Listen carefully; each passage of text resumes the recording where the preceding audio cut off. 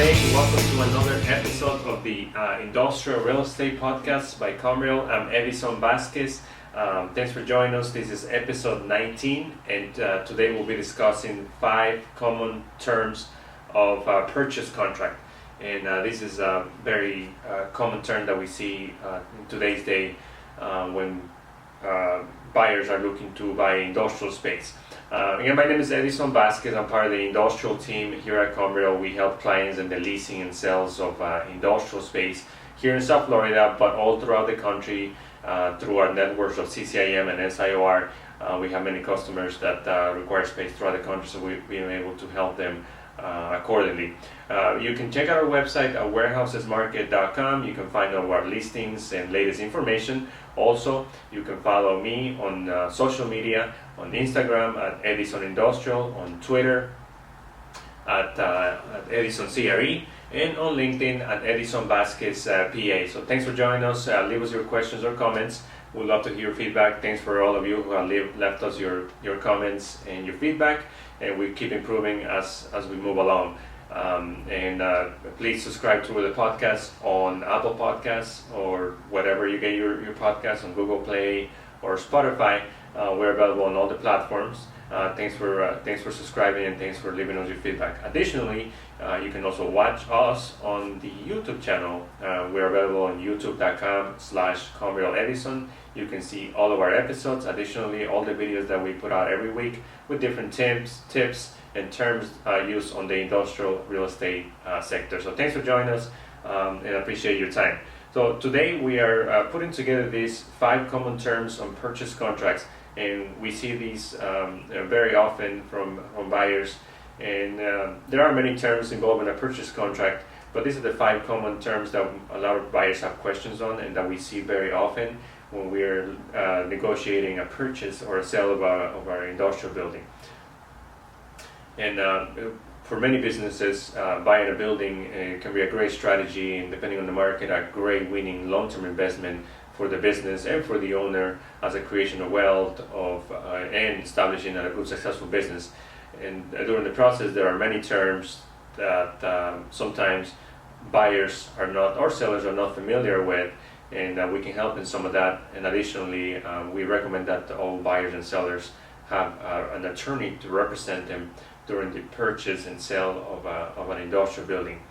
So here are 5 common terms that we see on purchase contracts. Again, there are many more than the purchase contract, but we picked the top 5 that we see buyers and sellers at the same time have more questions, or that can have more appeal for buyers and sellers. Number 1 is effective date. So you see on the purchase contract what an effective date. Basically, it speaks for itself. Effective date is the date the contract is executed, the date the contract becomes valid, and the date the deposits are to be made, an escrow deposit. And more importantly is when the clock starts for all the periods of due diligence, financing, and closing. So if the effective date is January 1st, then that's the first day of due diligence, the first day of for financing contingency, and the first day to closing. So that's the basic definition of the effective date. And a lot of times, different depending on the template, it will show the effective date on the contract, and other times it will just say effective date whenever the deposits and at least the contract is executed. Number 2, the due diligence. Due diligence is very important. Due diligence is basically the right for the buyer to inspect the property, do anything they need to do with general structural, roofing, systems, flooring, parking, zoning, anything that needs to do related to the building. Additionally, ensure that the building fits their business. So if they need to manufacture, if there's some heavy equipment or heavy use, confirm that the zoning allows for that, and buyers can do that during the due diligence period. Additionally, they can get cost estimates for improvements that they plan to do, whether it's build machinery, build more office, change the electrical, add more parking, add more to the building. And so all those things can be done during due diligence, and to make sure that the buyer is comfortable and confident in buying the building. And if during those due diligence, the buyer is not satisfied or finds something that is not acceptable, they have the right to come back to the seller and either negotiate, renegotiate, or can basically cancel the contract and get a refund on their deposit. And what we always tell buyers, especially on market like ours where it's very competitive and not much inventory, is we suggest that they use the due diligence period to do all their analysis, all their investigation, and during that time they can confirm that the building works for the business. Because what we see a lot of times is buyers tend to overanalyze and overthink the purchase of the building before putting an offer, and by the time they investigate everything, the building is gone or is under contract or something happened or the building changed its mind. So we see that very, very often, especially in competitive markets. So during due diligence, it's important for buyers to control the building from the beginning, make the offer and commit to the building and get an executed contract, and then ask for the due diligence period enough for you to investigate all the things that you need to investigate. And if for whatever reason you change your mind and the building doesn't fit your requirement, you can cancel the contract, but at least you had an opportunity to look at it. Whereas in other cases, buyers tend to overanalyze and not make the right move from the beginning, and the building is lost or gone. So that's something that we can that we recommend a lot of buyers doing during the negotiation process. Number two, term financing contingency, very similar to due diligence, except it applies for financing. A lot of owner users that we work with, they require financing.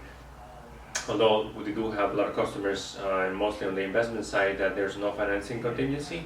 They buy all cash for the property, and that helps sellers be more incentivized to sell the property to that buyer and under certain terms, and eliminate financing contingency from the equation, which provides seller a better deal overall. So financing contingency basically is the right for the buyer of the property to obtain financing, and it can be specified in the contract what type of financing, or it can be just plain financing, conventional financing with 20, 25, 30% down, or it can be a small business administration loan or SBA loan, which is 90% financing. It's a great tool for business owners to take advantage of those loans where they can get building with 10% down payment. And there's many in and outs of that building. We can discuss that in another podcast, but that's basically the two more common: a conventional and an SBA loan that buyers can work with and can obtain for the building.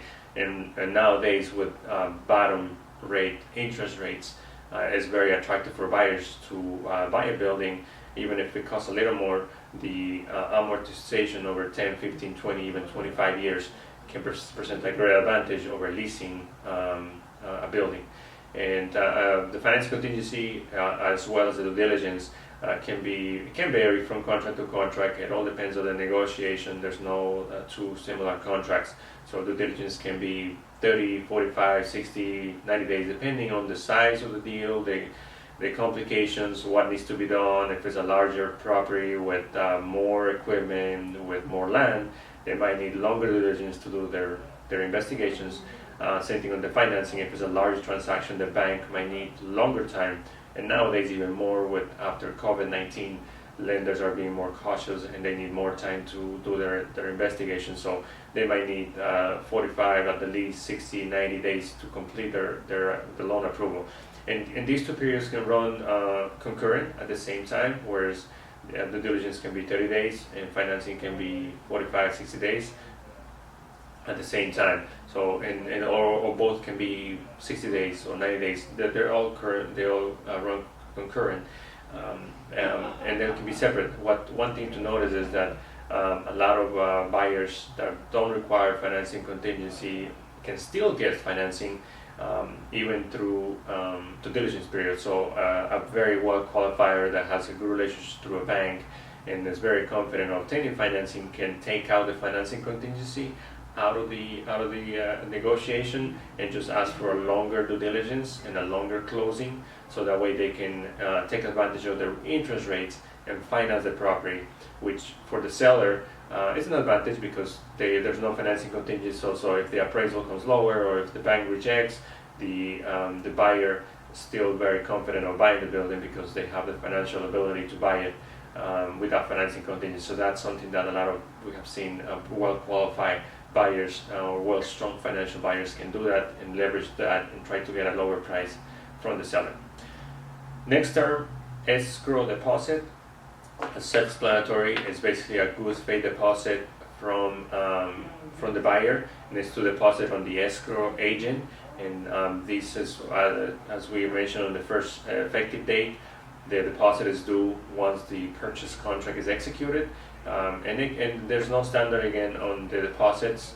We have seen most of deals around 5 to 10% of the purchase price become an escrow deposit.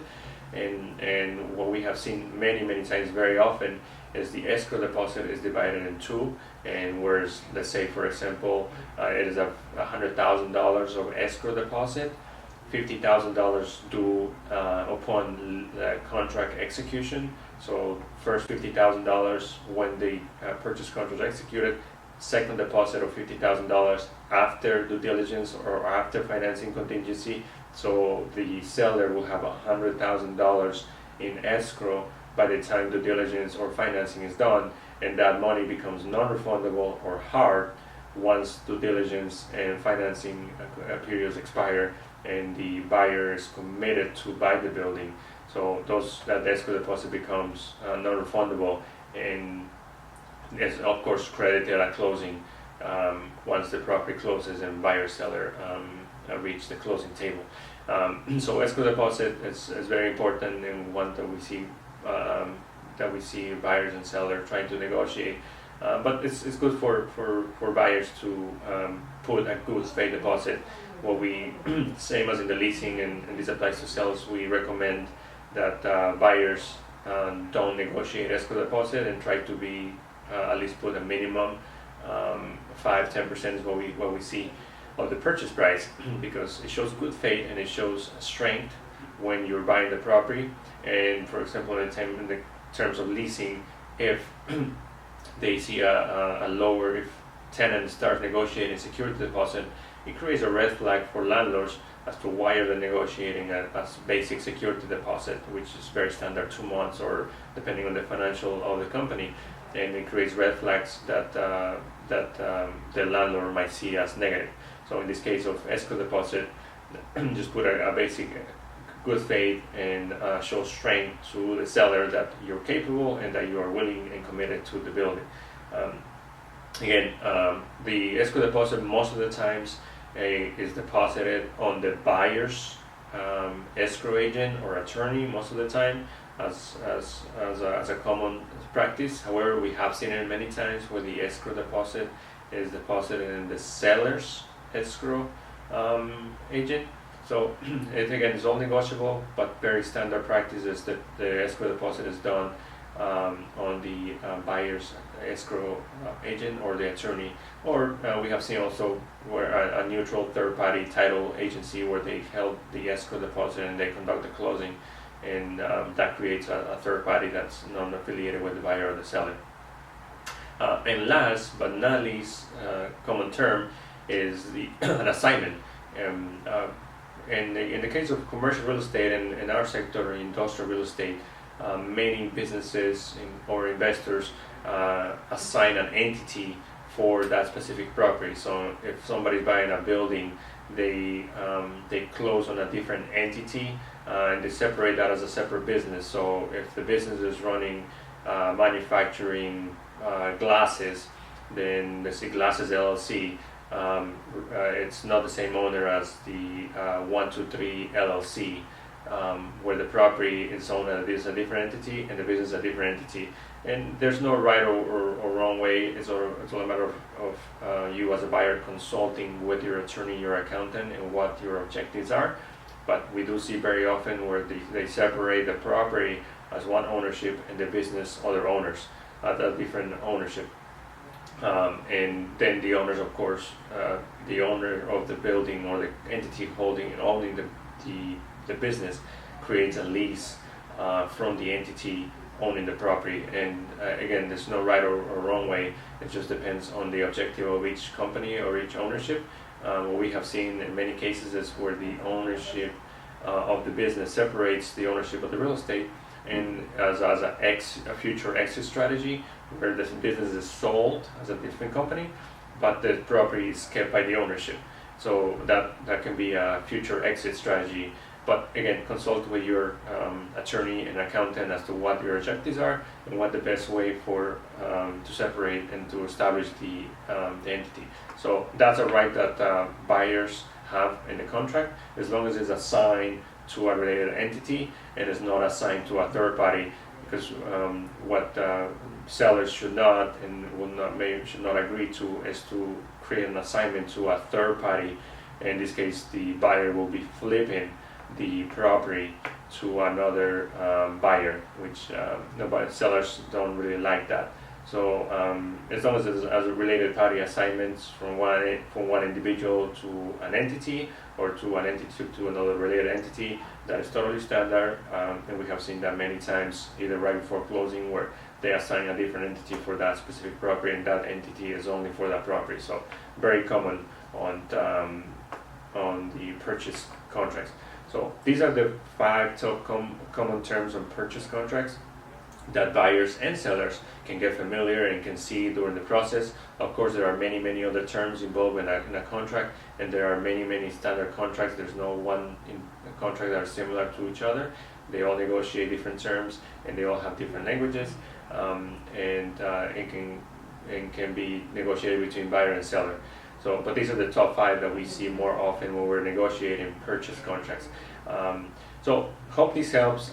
So this is the first portion of our podcast where we explain the topic for the podcast, and then we're gonna do our feature property.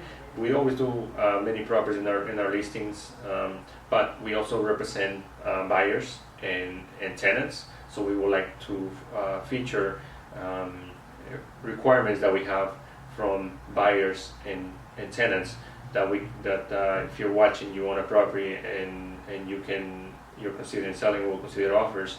That's something that you can contact us, and we'll discuss, of course, confidentially, any opportunity to present a purchase or a lease offer for a space that you may have right now and might not be in the market.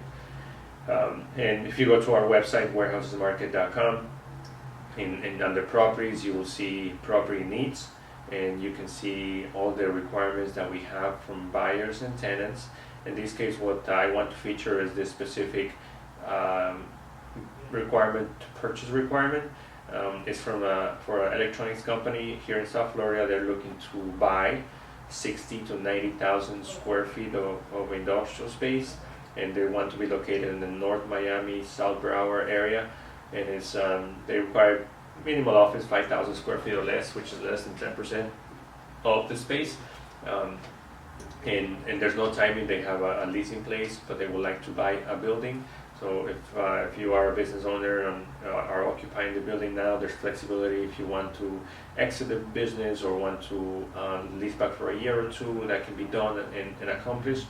And as long as we can try to come to mutual terms. So again, we're looking for 60 to 90,000 square feet of industrial space to purchase, and this will be in the North Miami and South Broward area. And again, you can go to our website, warehousesmarket.com.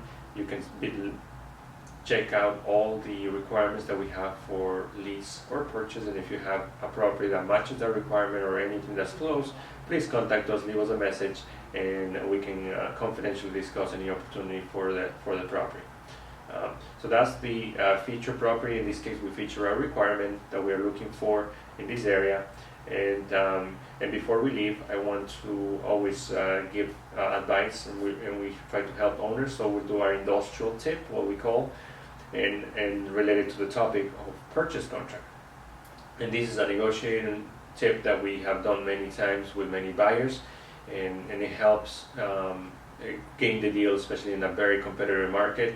And what we suggest, if you're negotiating and all the terms are equal with another buyer, offer to release the escrow deposit to the sellers, whether it's the personal account or the personal entity account, release that deposit, that escrow deposit, to the seller directly. So money is in escrow, or has been in escrow for the last 40, 60, 90 days, whatever the due diligence financing is.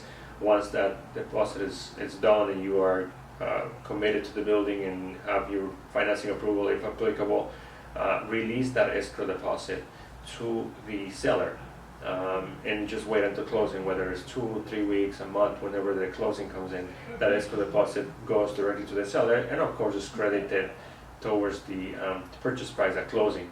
So that creates an incentive for a lot of sellers who don't want to wait to get some cash at the closing. They can get the cash, the escrow deposit, right away after due diligence or after financing. So that's something that buyers can offer to sellers to win the deal. So then we have done that in the past, so it's very, very common, and it works to win the deal. So hope this helps. Again, these been different tips that we have done and we have seen in the market. You can go to our website, warehousemarket.com, to find more information and to see our latest listings. We're always happy to help. If you have any specific question about purchase or leasing an industrial space, we'll be happy to assist. One of our team members will be happy to assist you and answer any questions. You can find me online and social media on Instagram at Edison Industrial, on Twitter at Edison CRE, on LinkedIn Edison Vasquez PA. Please subscribe to the podcast on Apple Podcasts or wherever you get your podcasts, Google Play or Spotify or other platforms that do podcasts. Additionally, you can find them on our website. If you for easier access, we have it on our website under podcast. You can see all of our episodes. And lastly, you can watch it if you like something visual first. You can watch the podcast on our YouTube channel, youtube.com/Conrail Edison, and you'll see all of our videos, all of the podcasts that we have recorded, and all the videos that we post during the week, and with updates and tips for industrial owners and users. Again, my name is Edison Vasquez. I'm happy to be part of the industrial team. We specialize in leasing and sales of industrial space here in South Florida, but we have clients throughout the country through our networks of CCIM and SIOR, and we're very happy to assist many of those clients with requirements nationwide. Thanks for watching us. I appreciate your time, your feedback. Please keep sending us your questions, your comments, and feedback, and we'll keep improving as we continue our episodes. Have a great day. Make it profitable.